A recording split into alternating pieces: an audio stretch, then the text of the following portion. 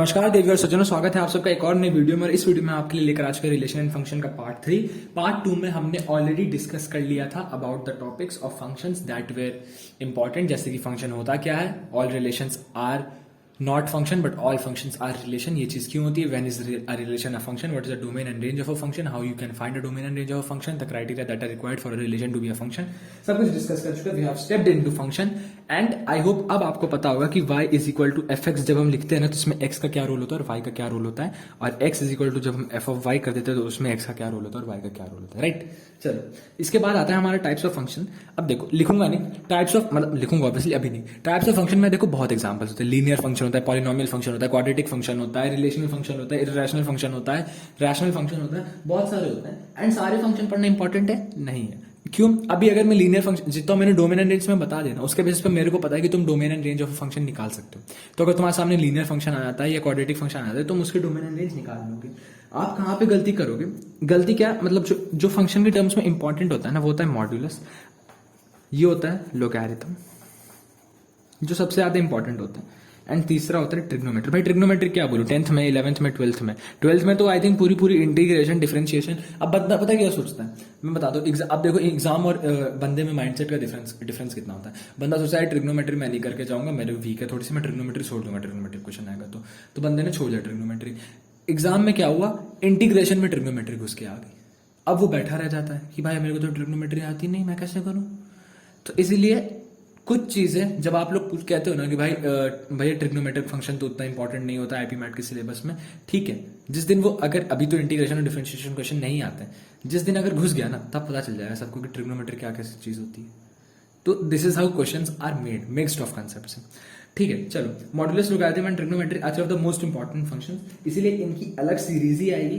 अब आप कहोगे कि ये चीज मैंने यहाँ पे क्यों नहीं बताई है, तो देखो बहुत बड़े टॉपिक है एंड अगर अभी इंक्लूड कर लूंगा इसमें तो अलग ही कंफ्यूज हो जाओगे। और हर जगह के आप देखोगे कि मॉड्यूलस और लोगैरिथम को अलग ही कंसिडर किया जाता है, भले ही वो फंक्शंस के पार्ट है बट उनको अलग से ही पढ़ाया जाता है, तो हम भी अलग से ही पढ़ाएंगे टू अवॉइड कंफ्यूजन।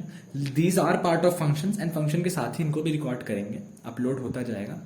बट अभी टाइप्स ऑफ फंक्शन खत्म होने के बाद हम सीधा ट्रिग्नोमेट्री अपलोड करेंगे और ट्रिग्नोमेट्री के साथ साथ हम लोग लोगैरिथम भी अपलोड करते जाएंगे, स्टार्ट कर देंगे। चलो तो फिर भैया हमें टाइप्स ऑफ फंक्शन में अगर इतने नहीं पढ़ना तो हम क्या पढ़ेंगे? तो यार आज अपन पढ़ेंगे ना, आज अपन पढ़ेंगे सिग्नम फंक्शन, आज अपन करेंगे ग्रेटेस्ट इंटीजर फंक्शन, आज अपन करेंगे लीस्ट इंटीजर फंक्शन, और अगर फिर टाइम बचता है तो भैया अपन वन ऑन टू नहीं, फिर करेंगे अपन odd function and even function. ये आज का गोल है कि एटलीस्ट ये 4 टाइप ऑफ फंक्शन हमें क्लियर हो जाए at the end of the 25 minutes और 30 मिनट्स ऑफ दिस वीडियो, कि हमें signum function, greatest integer function, least integer function, odd function और इवन फंक्शन क्या होता है, इतना तो हमें पता चल जाए एटलीस्ट। ठीक, इतना हो जाएगा। उसके बाद in the next video that is part 4, obviously आज नहीं रिकॉर्ड करूंगा बिकॉज आज पार्ट 2 भी कर लिया, पार्ट 3 और वो आईपी मैट इंदौर वाला वीडियो भी।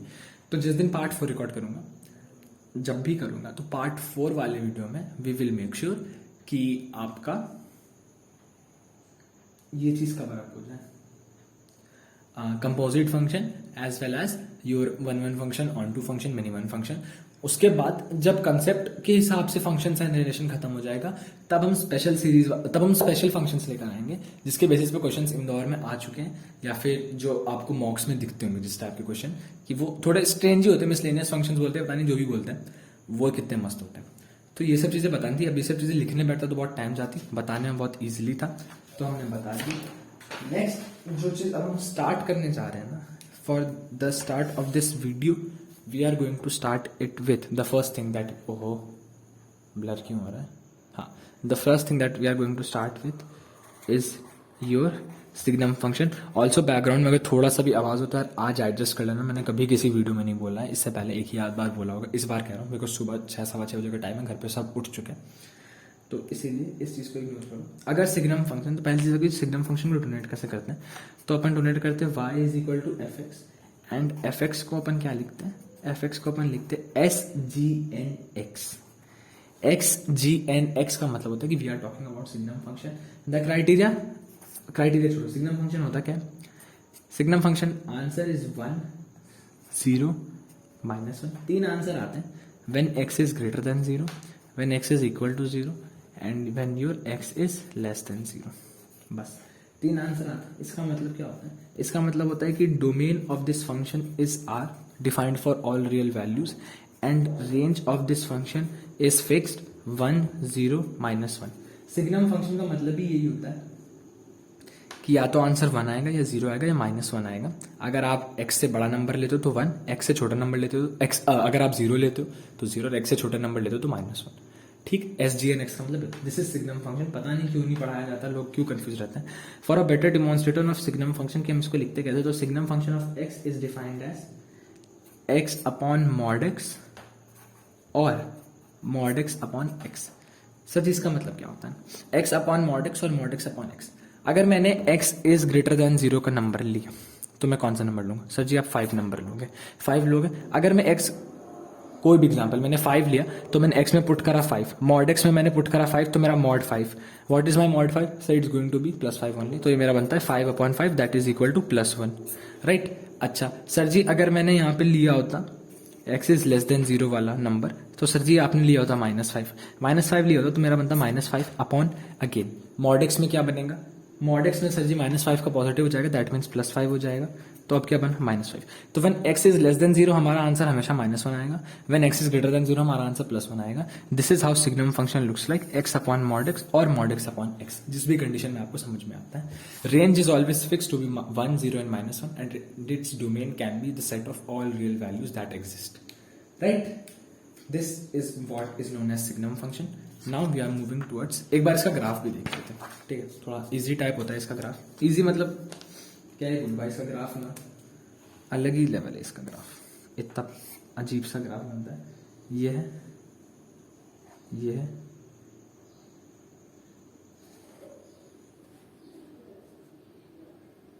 ये है. This is your -1, this is your 0, this is your +1, this is your y axis, this is your x axis. अगर positive part of the x axis है तो कोई भी वैल्यू लोगे वो हमेशा +1 ही आएगा. अगर negative part of the x axis है तो कोई भी वैल्यू लोगे आंसर हमेशा -1 आएगा. और अगर 0 लोगे तो y पे आंसर 0 आएगा. This is how the graph of signum function looks like. ठीक, very nice. Moving towards the next part of function and the next part of your function is known as the greatest integer function. Sir ji greatest integer function क्या होता है अब बताते हैं. Greatest integer function में मान लो मैंने लिखा है y is equal to x. Right. What does it denotes? It denotes की स्पेलिंग क्या होती थी? अच्छा वो तो डोनेट होता था. हाँ तो डिनोट में ई आता है. It denotes, I am very sorry for this, the greatest integer less than और equal to X. Less than और इक्वल टू एक्स. इसका मतलब क्या होता है? पहली चीज देखो, एक डिफरेंस हमेशा याद रखना कि इंटीजर मेरे होते हैं पॉजिटिव और नेगेटिव दोनों. बट मेरा 2.3 is not an integer. 2.3 is a decimal number और a rational number when it is written 23/10 के टर्म्स में.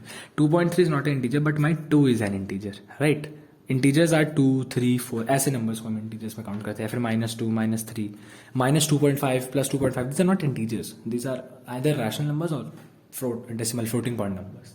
तो ग्रेटेस्ट इंटीजर फंक्शन का मतलब होता है अगर मान लो denoted in square brackets only, अगर मैंने लिखा है 2.5 तो denotes the greatest integer less than और इक्वल टू इज. 2.5 से छोटा इंटीजर सबसे पास कौन सा है? 2 हो गया. अगर मैंने लिख दिया 3.9 तो किसी को लग रहा होगा 3.9 में तो राउंड ऑफ होकर 4 जाना चाहिए. नहीं, आंसर विल रिमेन 3. जो भी मेरे y की वैल्यू दी गई है ना स्क्वायर ब्रैकेट के अंदर उससे छोटा क्लोजेस्ट इंटीजर. अगर मैं आंसर यहाँ पे 3.1 भी लिखूँ ना तो भी मेरा answer will remain as 3 only. There will be no change. अच्छा अगर मान लो मैंने y लिख दिया -13.2 तो ग्रेटेस्ट इंटीजर क्या होगा? बहुत जोश में आप कह दोगे -13 और एग्जाम में मिल जाएगा -1 और जो बच्चा दिमाग लगा के -14 लिख के आएगा उसको मिलेगा +4. क्यों? देखो नंबर लाइन याद है? हाँ जी सर. ओह हाँ, नंबर लाइन याद है, ऐसी दिखती थी. हाँ सर, नंबर लाइन में होता क्या था? यहाँ पे 0 है, 1 है, 1 है, 2 है, 3 है, -1 है, -2 है, -3 है. अगर मैं आपसे बोलता हूँ -2.5 बताऊँ तो सर -2.5 आपका यहाँ लाई करता है. राइट. -2 और -3 के बीच में. अब कह रहा है denotes the greatest integer less than और इक्वल टू एक्स. -2.5 -3 से बड़ा है. राइट. डेसिमल में जैसे जैसे हम इस साइड जाते हैं हमारा नंबर बड़ा होता जाता है. तो मेरा -2.5 -3 से बड़ा है ना, तो the number that is less then the negative -13.2 here is -14 only.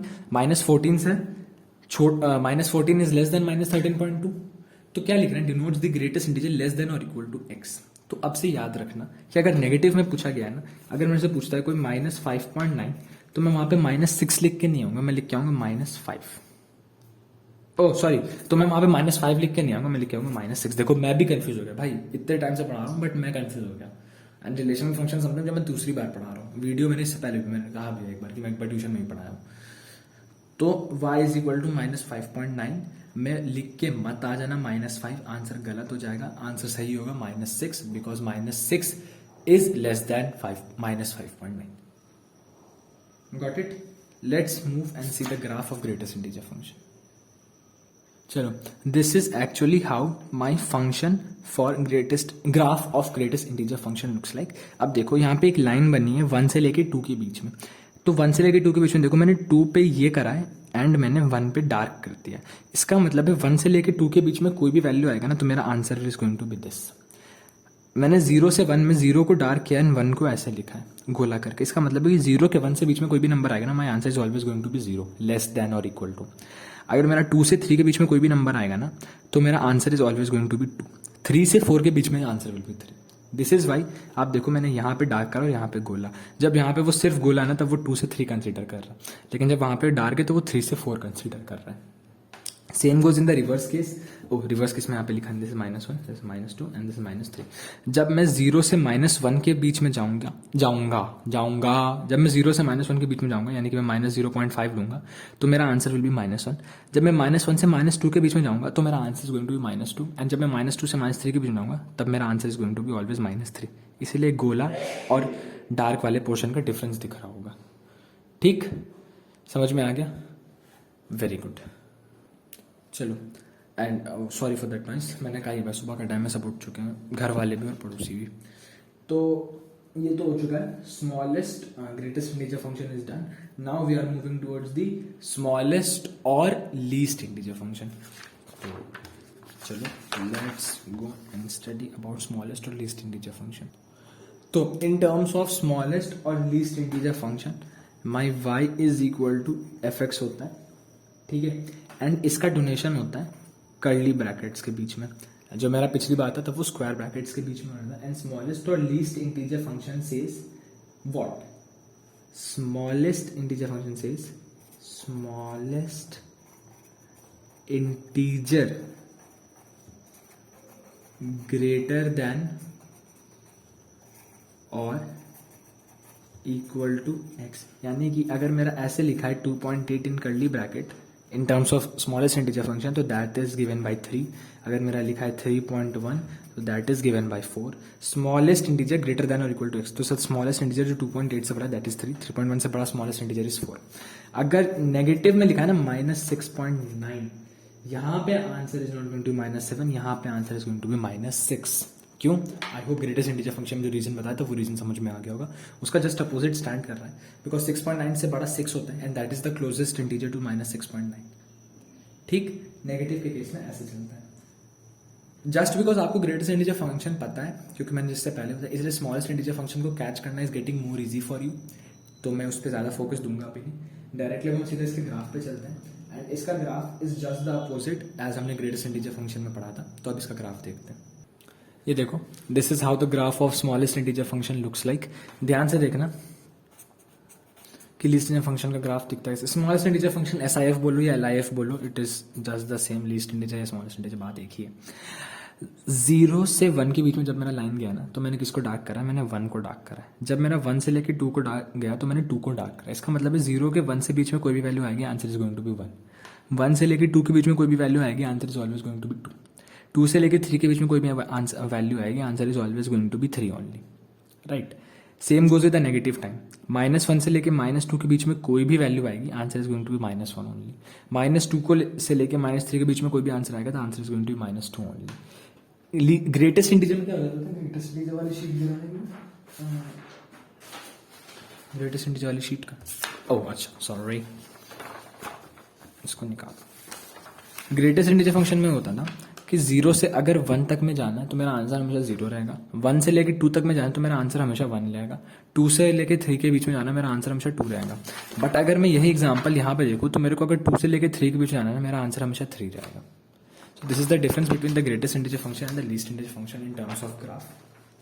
So signum function हो गया, ग्रेटेस्ट इंटीजर फंक्शन हो गया, लीस्ट इंटीजर फंक्शन हो गया। The next type of function is exponential function. Sorry मैं बताना भूल गया था, और उससे बड़ा भी लोड बताऊँ क्या हुआ, बना के लिख रहा था, ठीक है, एक्सपोनेंशियल फंक्शन और ये ग्राफ ऑफ बना रहा और बोल भी रहा था कि यहाँ पे ये होगा, यहाँ पे ऐसा, जैसे नॉर्मली समझाता हूँ। पॉज कीजिएगा, प्ले कीजिएगा, पॉज दबा दिए, प्ले कीजिएगा, पॉज कीजिएगा, प्ले। एवरी नॉर्मल प्रॉब्लम जो होती है हमसे भी होगी। खैर चलो, exponential function y equal to x exponential function होता है जो भी हम एग्जांपल देखते हैं 2 की पावर x, 5 की पावर x अगर हमें दिया है, या e की power x is the best example, इन सबको एक्सपोनेंशियल फंक्शन कहा जाता है। इसमें दो ही केस बनते हैं कि या तो a इज ग्रेटर देन 0 हमेशा के लिए, राइट, आप कभी ये नहीं देखते -3 की पावर x, उसको हम कंसिडर ही नहीं करते। तो we'll take only for defined for only 2 part. अगर हमारा function is a is always greater than 1, a greater than 1 में जब हमारा domain of the function is defined for all real values, कोई भी रियल वैल्यू आप डाल सकते हैं, ठीक है, and as a matter of fact आपका range will be always positive real values, ठीक। For the term y is equal to a की पावर x, जब a 0 से बड़ा है लेकिन 1 से छोटा है, तब your domain of the function is again r and the range of the function is again positive r। Graph you should keep in mind for both the cases when a is greater than 1 and when a is in the range 0 से लेके 1 तक, ठीक। This is exponential function looks like. So ये थे वो 4 type of function जो बहुत important थे हमारे लिए पढ़ना। Signum function, greater than function, least integer function, exponential function. इसके बाद अब हम जा रहे हैं odd function and even function पढ़ने। Once we are done with that, इसका मतलब we are done with this video also. So अब हम पढ़ने जा रहे हैं odd function and even function. The criteria comes की ऑड फंक्शन होता क्या, when f of minus x is equal to minus of f x, right. इसका मतलब क्या होता है, सर कोई एग्जांपल बता दूं तो एग्जाम्पल मैंने तुमसे कहा कि तुम ले लो ना y is equal to sine x का, y is equal to sine x is literally the best example in this world for this question. अभी मैंने ट्रिग्नोमेट्रिक फंक्शंस नहीं पढ़ा है, बट आप में से बहुत लोगों को पता होगा। अगर नहीं पता हो तो जब 11th क्लास में थी तब क्या कर रहे थे मैथ्स, अगर नहीं थी 11th तो कोई बात नहीं, जिनकी थी वो लोग क्या कर रहे थे अगर ये नहीं पता। ऑड फंक्शन का example, best example is y is equal to sine x. तो अगर मैं साइन में माइनस एक्स पुट करता हूँ, ठीक है, if my function is y is equal to sine x and मैंने x में माइनस एक्स पुट करा ना, तो my answer is going to be same as of minus sine x. यानी कि अगर नेक्स्ट टाइम से कोई मेरे को साइन माइनस π/2 बोलेगा ना, साइन माइनस 90 डिग्री, तो मैं सीधा लिख दूंगा माइनस साइन π/2। अब साइन π/2 क्या होता है, 1 होता है, मेरे को पता है, तो my answer is going to be -1। तो sine of minus theta is equal to minus sine theta, इसीलिए बोला जाता है because sine is an odd function. तो जब आप x में वैल्यू, जब अपने आपका फंक्शन डिफाइंड है as y is equal to F x, उसमें अगर आप माइनस एक्स पुट करते हो ना, तो आपका whole function turns out to be as minus of f x, ठीक। जैसे कि y इज इक्वल टू आपका फंक्शन डिफाइंड था, आपने x में वैल्यू पुट करी -5, जैसे ही आपने x में वैल्यू पुट करी -5, योर f ऑफ -5 पे जो आंसर आ रहा है ना आपका, वो आंसर इज सेम जो आपका माइनस ऑफ f एट 5 पे आया। मतलब उस फंक्शन की वैल्यू 5 पे जो भी वैल्यू आया उसका नेगेटिव इज सेम एज जो आंसर आना था उस फंक्शन में -5 पुट करके। ये याद रखना, this is how we do it odd function, right. किसी कोई doubt? I don't think so कि किसी को कोई डाउट होना चाहिए इसमें, बहुत आसान से बता रहा हूँ। This is the condition of odd function. Coming towards the condition of even function, तो even function is for a function defined y is equal to F x. अगर मैं f में माइनस एक्स पुट कर रहा हूँ तो my final answer still remains to be as f x only.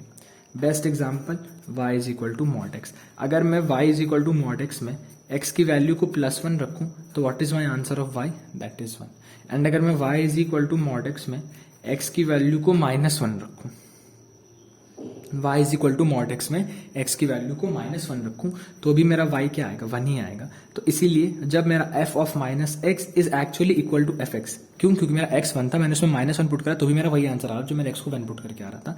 इस same such functions are known as even functions. क्यों बता रहा हूँ even function and odd function, because जब ट्रिग्नोमेट्री में जाऊंगा तब बहुत काम आएगा, ठीक है। तब तक के लिए इस वीडियो में अभी के लिए बस इतना ही। This was the part 3 of functions. Part 4 of the functions जब भी आएगा तो उसमें सबसे पहले कंपोजिटिव फंक्शन आएगा, फिर 1 1 1 2 फंक्शन आएगा, और जो भी केसेस बनेंगे वो केसेस आएंगे फंक्शंस के. That's all in this video. Hope you have enjoyed watching this video. In that case please make sure to hit the like button, check the subscribe button, and also we are very close to 200 subscribers while I am recording this. 195 हो चुके, 200 subscribers करा देना. And इसके बाद I went Indore वाला video देख लेना यार. आज ही आएगा, आज या कल आया होगा, जब भी आया होगा. Please make sure to watch it. Until then take good care of yourself. ध्यान रखें, घर वालों का ध्यान रखें, पढ़ाई करते रहें. All the very best. Goodbye. बहकी सभी जुबां है, हम हैं हजारों में, अब की कमी जरा है, हर चीज खास है. अब है जो है वो समा है, तुम रह सकी तो रबा है. अब है जो है वो समा है, तुम रह सके. ऐसी जीत अब चाहे जिंदगी, ऐसी जीत अब चाहे जिंदगी.